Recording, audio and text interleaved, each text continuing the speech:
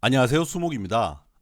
지난 영상에서 국민연금이 마이크로 스트래티지에 투자한 사실을 다뤘는데요. 비단 국민연금 외에도 다수의 각국의 연금 펀드들이 마이크로 스트래티지를 비트코인 편입의 대체 투자 수단으로 활용하고 있습니다. 아무래도 펀드에 직접 코인을 편입하는 것이 가지는 절차상의 어려움이 있기 때문일 겁니다. 그래서 오늘은 비트코인을 직접 사는 경우와 그리고 마이크로 스트래티지를 사는 경우 이 두 가지 장단점을 한번 비교해 보려고 합니다. 자, 여러분들이 아마도 많이들 한번 고민해 보셨을 만한 주제일 것 같습니다.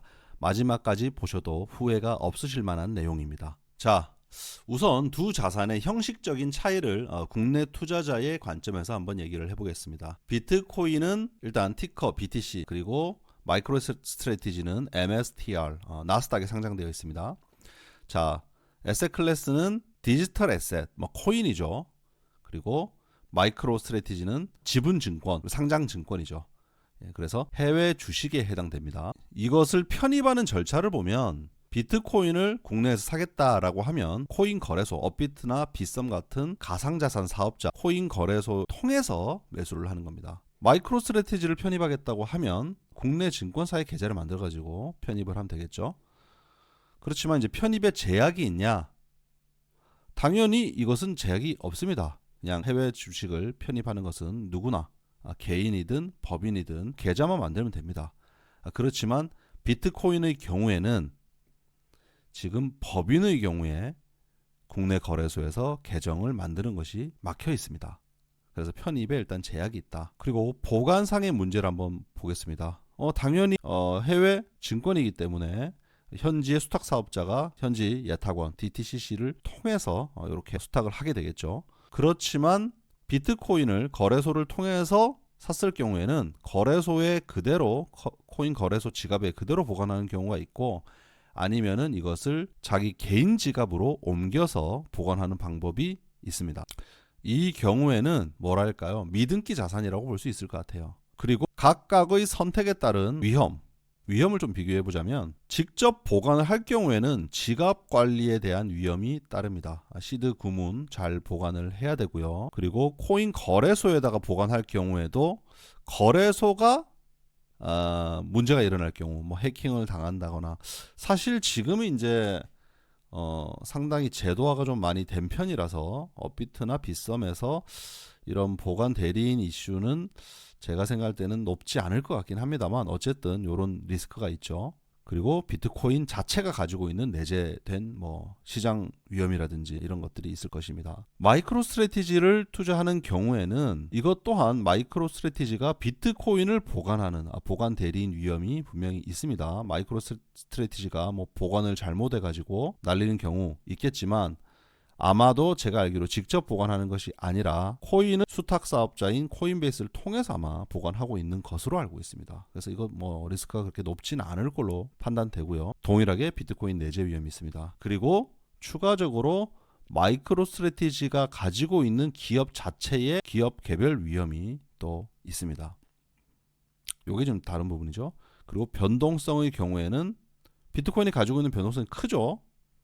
그렇지만 마이크로 스트래티지가 가지는 이 변동성은 비트코인이 내재된 변동성보다 추가된 변동성들이 있기 때문에 보다 큰 변동성을 띱니다. 이따가 설명드리겠습니다. 그리고 세금 이슈. 어쨌든 자산이기 때문에 증여를 한다거나 상속을 한다거나 할 때는 세금이 다 같이 나오는 게 마찬가지 동일합니다. 하지만 거래 자체에 관한 세금, 비트코인은 현재 없죠. 그렇지만 해외 주식의 경우에는 양도소득세, 바로 투자 수익의 22% 상당히 높은 수준입니다. 이것을 내야 됩니다. 자, 요게 이제 형식적인 두 자산을 투자할 때 차이점입니다. 요 내용만 보면은 사실은 비트코인을 그냥 가지는 게 훨씬 낫죠. 법인이어 가지고 못하는 경우, 앞서 이제 연금 같은 경우들에 이제 펀드에다가 편입하려고 하면은 디지털 에셋을 편입할 수 없는 펀드여서 못하는 경우 이런 걸 제외한다면은 개인의 측면에서 보면은 비트코인을 직접 가지는 게 여러모로 우월해 보입니다. 개인 지갑에 직접 보내놓고 직접 관리할 수도 있고요. 세금도 현재 없고. 그렇지만 내용을 뒷부분까지 좀 더 보시면은 또 다른 장단점이 있습니다. 그 내용으로 넘어가려면은 마이크로 스트래티지의 기업 가치에 대해서 한번 생각을 해봐야 될 것 같습니다. 마이크로 스트래티지의 기업 가치는 보유하고 있는 비트코인의 가치와 영위하고 있는 사업의 가치로 나눌 수 있을 것 같습니다. 요거를 조금 더 나눠보자면요. 기존 사업 가치, 기존의 마이크로 스트래티지가 하고 있던 사업이 있지 않습니까? 그것과 그리고 마이크로 스트래티지가 비트코인과 관련해서 하려고 하는 사업이 또 있습니다. 현재 추진 중에 있고요. 요것들이 기존 사업과 연계될 수 있어요. 고객 타겟이 사실상 비슷하고 기존에 만들어놨던 고객의 그 관계 기반에서 펼칠 수 있는 사업입니다. 그리고 여기에다가 적당한 레버리지가 더해집니다. 특히 비트코인의 경우에 초기에는 회사 내부에 유보하고 있는 자본금으로 구입을 했지만 21년도부터는 전환사채를 발행하면서 소위 말해 돈 빌려서 비트코인을 사왔습니다. 그렇기 때문에 그 과정에서 발생하는 재무 레버리지가 있습니다. 대략적으로 마이크로 스트래티지의 기업 가치는 현재 한 25빌리언 달러 정도가 되고요. 그리고 현재 비트코인을 보유하고 있는 대략 20만 개, 22만 3,500개인가요? 예. 거기에다가 현재 가격 5만 8천 불, 9천 불 정도 하는 수준을 곱하게 되면은 13빌리언 달러 정도가 됩니다. 그리고 여기에 사업 가치, 기존 사업 가치는 대략적으로 제가 계산해 봤는데 뭐 1빌리언에서 2빌리언 정도 이 정도 되겠습니다. 이 기존 사업의 경우에는 안정적으로 형성되어 있던 사업이었습니다. 2020년도 비트코인을 편입하기 전까지 대략 한 5년 정도 동안 매출과 영업이익이 크게 변하지 않는 그런 사업이었거든요. 제가 이제 조금 후하게 쳐서 2빌리언 그리고 나머지는 이제 요거는 현재 수익이 발생하고 있지 않은 영역입니다. 그래서 평가하기 좀 애매할 것 같아요. 지금 이제 대략적인 그림이 이렇게 됩니다. 이 밑그림을 가지고 비트코인 가격 변화와 마이크로 스트래티지의 주가 변화를 같이 한번 보겠습니다. 보시고 계신 주황 색깔이 비트코인이고요. 이 빨간 색깔이 마이크로 스트래티지입니다. 두 자산을 비교하기 위해서 제가 Y축을 여기 포인트 대비해서 수익률로 통일해 가지고 표시를 하고 있습니다. 실제 비트코인을 편입한 것은 20년도 8월부터예요. 그렇지만 편입하자마자는 비트코인의 비중이 기업 가치의 비중에 좀 크게 미달하는 수준이기 때문에 대략적으로 20년도에 3차례, 4차례에 걸쳐 가지고 편입을 했었고요.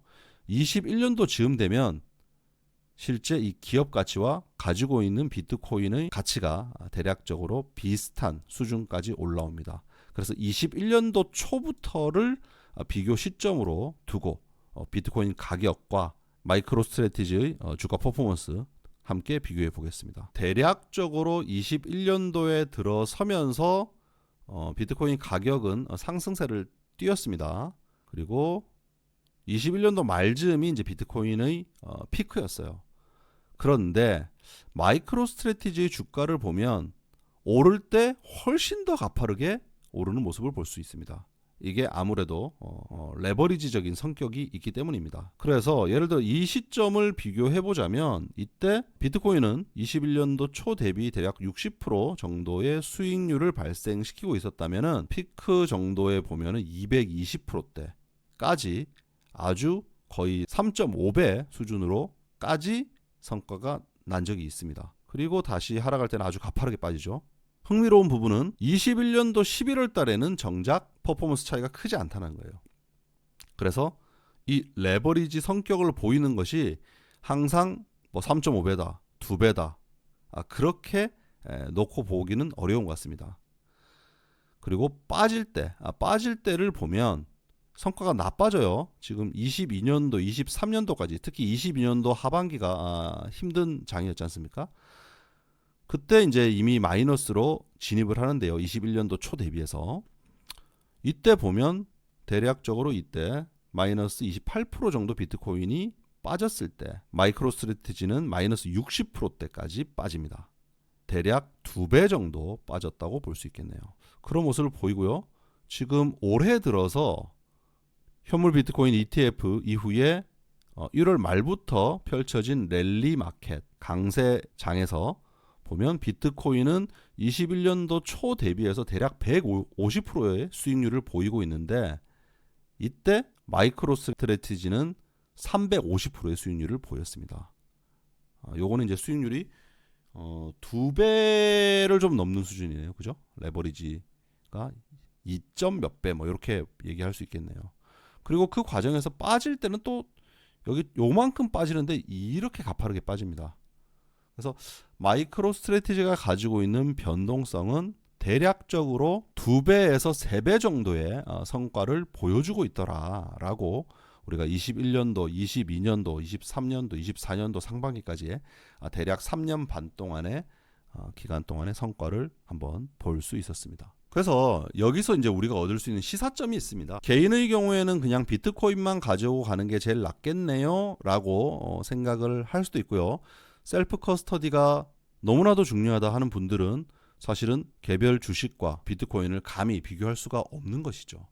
하지만 단기적으로 혹은 중기적인 성과를 중시한다고 하면 이렇게 하락했을 때 사실은 지금 요 수준일 때는 가지고 있는 비트코인의 가치보다도 오히려 마이크로 스트래티지의 전체 시총이 언더퍼폼을 하는 그런 상황도 발생을 했습니다. 그런 시점이 온다고 하면 오히려 마이크로 스트래티지의 주식을 사는 것이 훨씬 성과 차원에서는 나을 수 있겠다라는 생각이 듭니다. 사실 이 정도의 성과 차이를 낸다고 하면 22%의 양도소득세를 내더라도 훨씬 나은 결과이기는 합니다. 그래서 이런 측면에서 마이크로 스트래티지라는 주식은 비트코인의 하나의 프락시로서 대체 투자 수단으로서 고려할 만하다라고 얘기를 할 수 있겠고요. 이 변동성에 대한 부담이 된다고 하면 대략적으로 내가 희망하던 비트코인의 익스포저의 절반 정도를 취해도 되겠죠. 그런 식으로 아마 우리가 대체 투자를 기관에서 한다고 하면 그렇게 해볼 수 있을 것 같습니다. 그러면 이런 질문을 할 수도 있을 것 같아요. 비트코인 2배 레버리지 ETF가 있던데 마이크로 스트래티지 주식과 그 2배 레버리지 ETF는 성과가 비슷할까요? 라는 질문을 할 수도 있을 것 같습니다. 바로 다음 영상에서 마이크로 스트래티지와 비트코인 2배 레버리지 바로 BITX 비교를 해드리겠습니다. 다음 영상을 편하게 보시려면 구독을 눌러주십시오. 다음 영상에서 찾아뵙겠습니다. 수목이었습니다. 감사합니다.